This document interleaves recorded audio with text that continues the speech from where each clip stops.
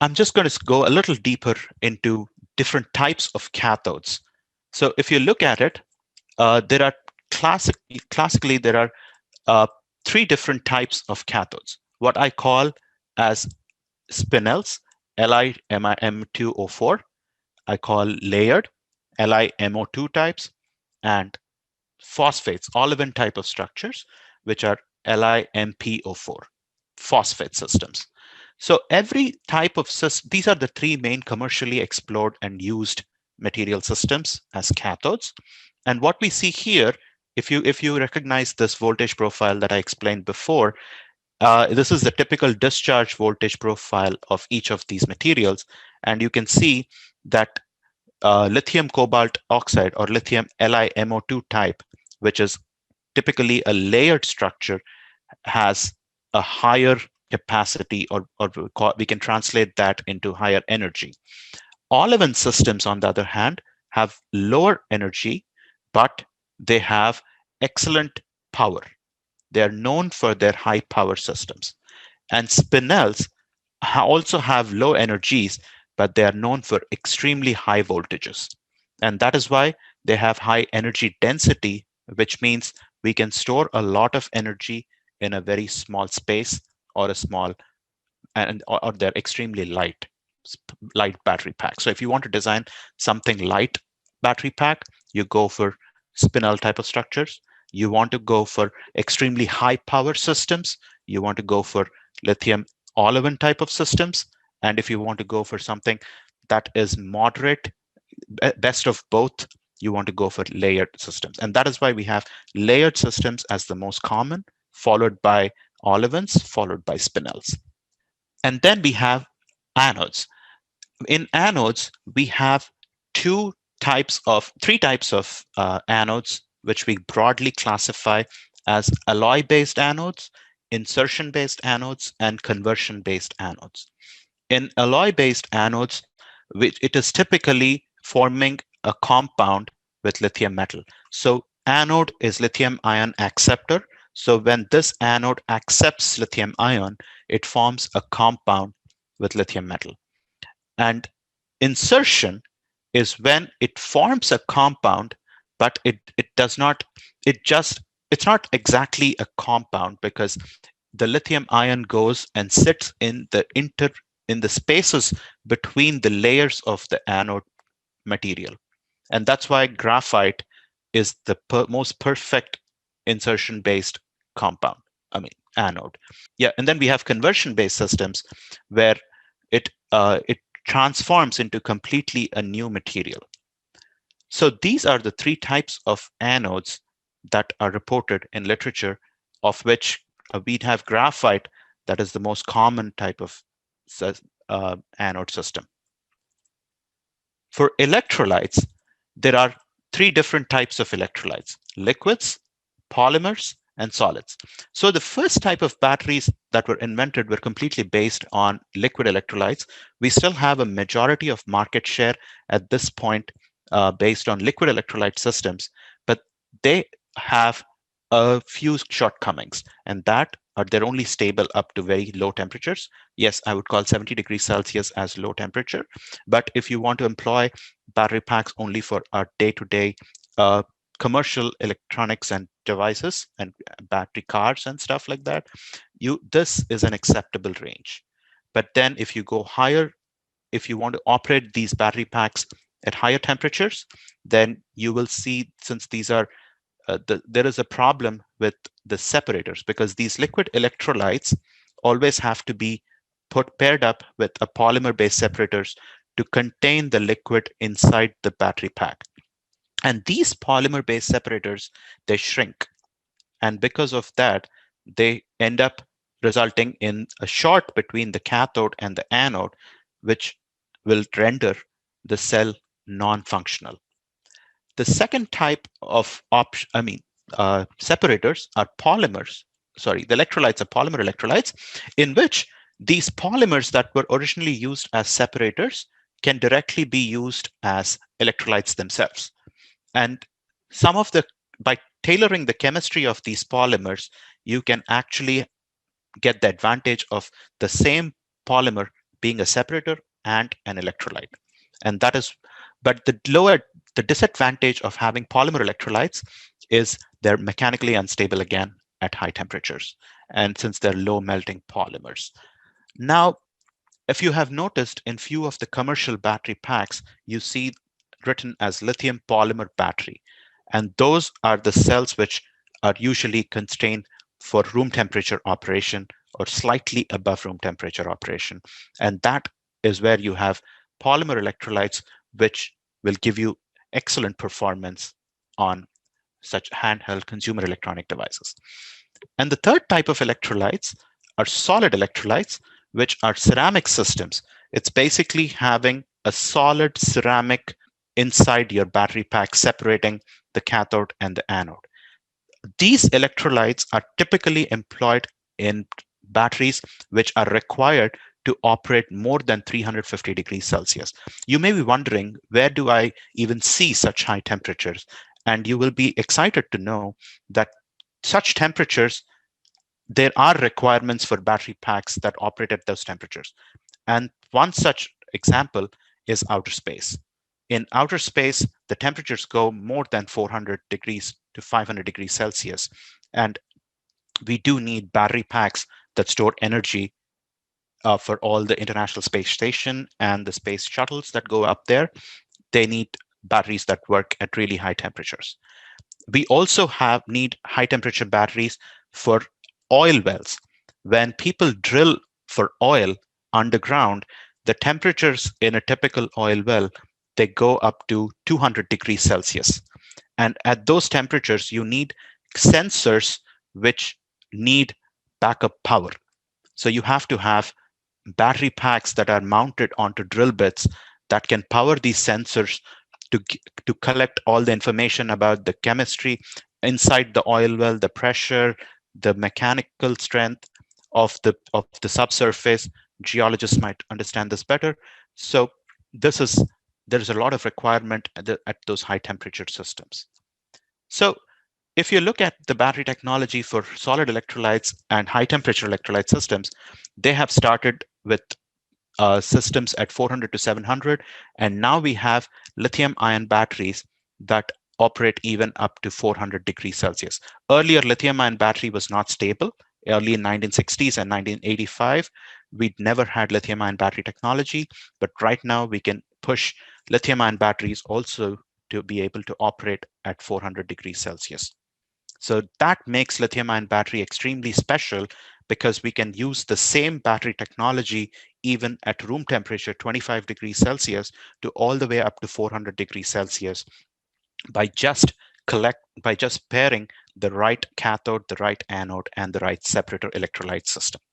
That's all we need to understand when designing a battery pack. So having said that, if the DOE has tried to put together in terms of from a material perspective, how do we see each of the components of the battery pack progressing over time?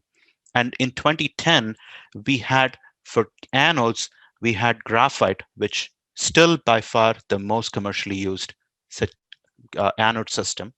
For cathodes, we had layered structures and olivine structures. These letters that you see here are short forms for different types of layered and olivine type of systems. This is lithium iron phosphate, LFP, F as in ferrous for iron. NCA is nickel, cobalt, alumina. So it's read as lithium, nickel, cobalt, aluminum oxide. This is LMO, lithium manganese oxide, nickel manganese cobalt oxide. So lithium-based nickel manganese cobalt. So that's how we read it in battery communities. And then the electrolyte back in 2010 was simple organic systems with a polymer separator, which is the most basic form of cell design. And in 2020, right now, we are advanced from graphite to much better anode systems, of which silicon is the next big breakthrough that is going to come in lithium ion battery technology. And silicon has almost 10 times the performance of graphite. So basically, if you, in the same amount of space, you can store 10 times more energy by using a silicon-based anode.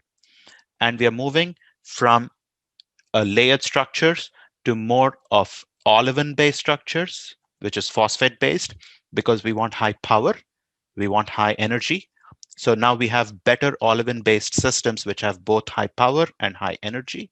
We are going towards solid polymer. So right now we're combining the polymer electrolytes and solid electrolytes together to form a hybrid solid polymer electrolyte that is stable from all the way from 25 degrees to almost 200 degrees Celsius.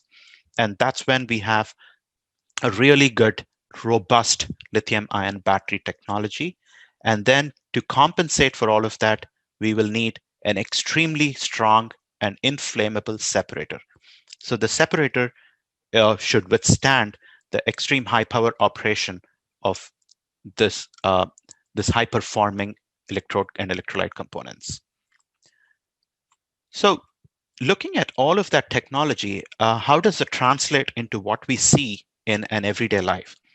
So I always believe in going back to basics and trying to understand how does whatever I learned apply on a day-to-day basis.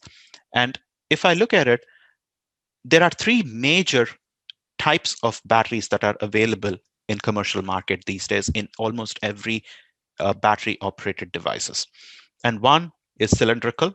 As you've seen, you're mostly aware of the Duracell type of batteries, which we in battery terminology, we call these as 18650s or 21700s, which means 18650 is an 18 millimeter diameter of the cylinder, and 650 is 65 millimeter width of the height of the total cylinder.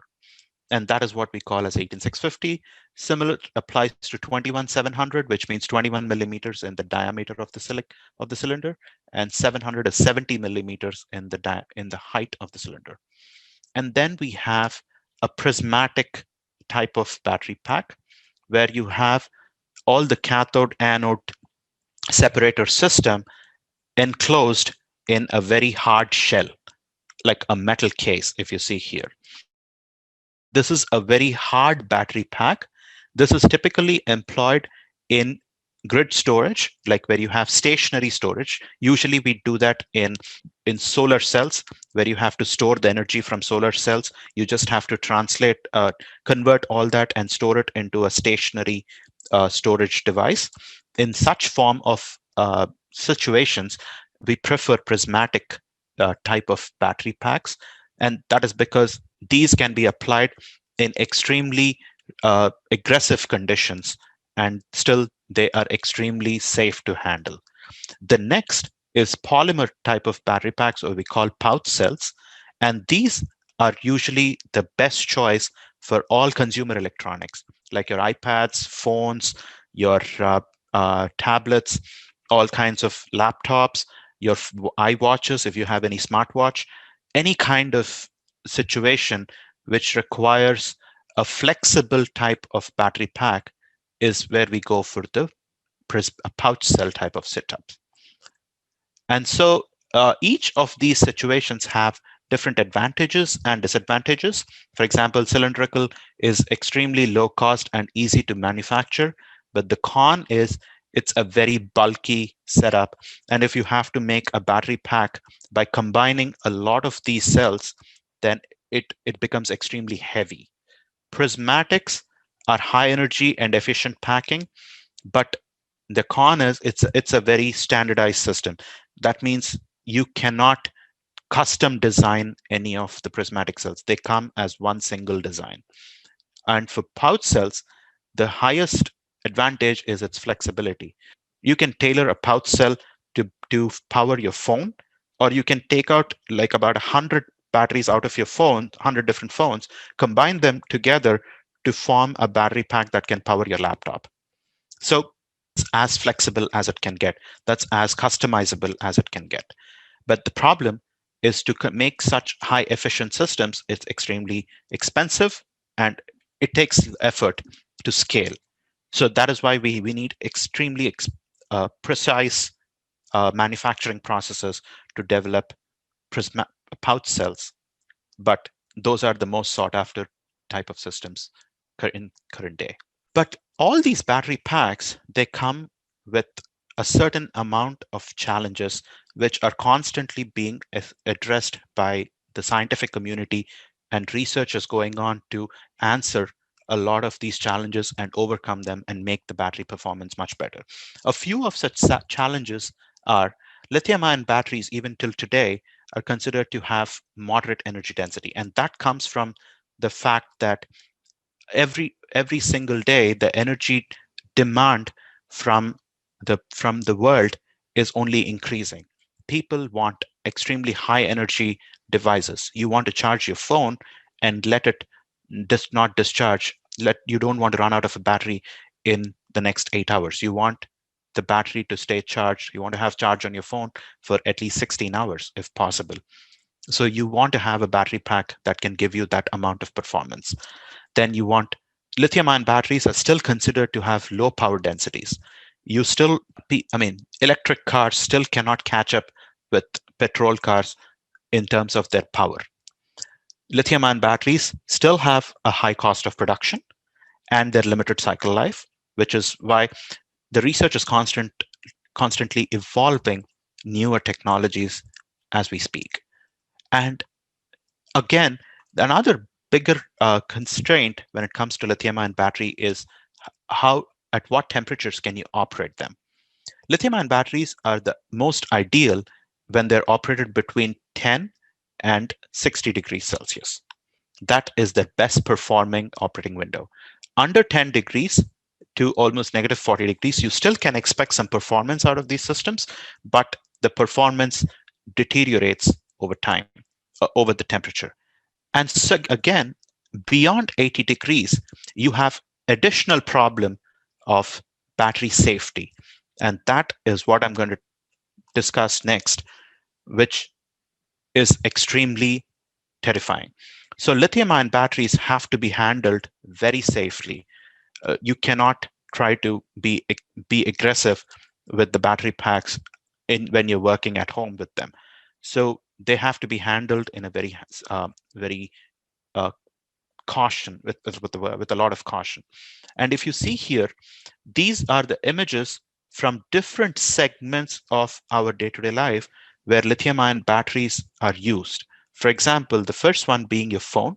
These are all real life examples where there were cases reported of cell phones exploding in the hands of someone. This is a classic case of Dell laptops that caught fire while they're used under extremely aggressive conditions. This is a picture of a Nissan Leaf, which burst into flames because of lithium-ion battery unsafe operation. And here, there was a Boeing 787 Dreamliner, which had lithium-ion batteries mounted onto in certain communication systems at the cockpit, and that caught fire, and it started a fire in the cockpit while the flight was in operation. So if you look at it, why does this safety challenges occur in lithium batteries? It is because when you try to use the batteries beyond its rated limitation, it will end up in generating a lot of exothermic reactions that generate a lot of heat and energy. And because of that, the extreme energy causes the battery packs to explode. And they can happen in devices as small as a phone to uh, situations as aggressive as an airplane. And that is why the challenges to overcome these safety problems in battery is extremely important, and they have to be addressed with high degree of priority. So there are a lot of research groups that focus on developing safer electrolytes, safer anodes, safer cathodes, and battery safety is one of the primary considerations when you design a lithium battery pack. But having said all of that, if the battery safety situation is taken into consideration, the advantages out of a lithium-ion battery are far more exceeding than whatever current rechargeable technologies like lead acids or nickel metal hydrides that we have in the market. So that is the potential is unlimited. To answer that, or to go a little more deeper into what kind of a potential these lithium-ion battery packs have, I'm just taking the case of a Tesla battery pack. In Tesla, as you've seen, Tesla consists of a a few thousands of 21700 type of cylindrical cells in Model S and 18650 type of cylindrical cells in Model 3. And what happens is they have a 25 cells in series, and they have multiple layers of these 25 cells, and each and a lot of I think they have like about 11 or 12 parallel rows which compose of a module. And they have 4 such modules, with 2 modules having 23 cells in series and 2 modules having 25 cells in series. Now, the biggest problem, as I said, is lithium-ion battery operation comes with the challenge of exothermic reactions. So these batteries heat up extremely fast when you try to go on high speed. Like, let's say you want to go at 100 kilometers per hour on a Tesla car. These batteries get aggressively hot and they need to be cooled. And Tesla has a patented technology to run a cooling solution across all of the battery packs that efficiently conduct the heat away. And that makes the Tesla battery car extremely important and special compared to other electric vehicles in the market. So if you notice here that the safety of the battery pack, if you take care of that, it gives you the best performance that you can never expect out of it. It's going to help designing your battery systems if this kind of safety precautions are taken. And at the same time, you have to have a very efficient battery management module that controls efficient charging and discharging of each and in every individual cell. If I recall correct, a Tesla Model 3 battery has the entire battery pack has about 11,000 cylindrical cells embedded inside the big pack. So there are about 5,000, 4,000, about 3,000, 3,000, 3,000, and 3,000 battery packs in each module is combined to give you that 400 miles, which almost translates into 600 kilometers of drive range in one single charge. So if you, I'll just quickly go over whatever the career opportunities that we have in this. So as I mentioned, the areas are just unlimited. The possibilities are unlimited when it comes to opportunities in lithium-ion battery technology. You can always consider going into research, and even in research, you can pick materials research, or how do you design cells? How do you model these performances to predict if a battery can give you the performance that you're expecting? And the most important is recycling of these batteries. Lithium-ion batteries, after they're dead, tend to just go into landfills. But if you can efficiently develop recycling technologies, lithium-ion batteries, the total cost of production can go down, and also it can be extremely eco-friendly. Now, that is the academic part of things. For that, you can just go towards, there are a lot of research groups that are working there. The companies fund research projects for developing newer and better technologies. And there are a lot of research labs all over the world that are focused towards developing lithium-ion battery technologies. Having said that, the second option is going into completely application-based. Now, application-based is when you pick up a career as a battery engineer. And there, in that case, you use the knowledge that you gain out of lithium-ion battery technologies, their limitations, their working, their principles, the theoretical knowledge, to design battery packs that are specific for certain products. So you would want to consider companies like Tesla, or even consumer electronic devices like Apple or Microsoft, which have products of their own, design batteries of their own. each of these companies have multiple teams that work towards pack designing, and then they have validation, and then you have test develop. You have a team that develops the tests to test these batteries. So you basically work on developing different types of standardized testing methods. And again, recycling is my favorite. I would put in, even in an application sense, you can develop, you can adopt patented technologies and just recycle batteries for secondary life applications. So this is a slide that I picked up from Argonne National Labs in Chicago, US.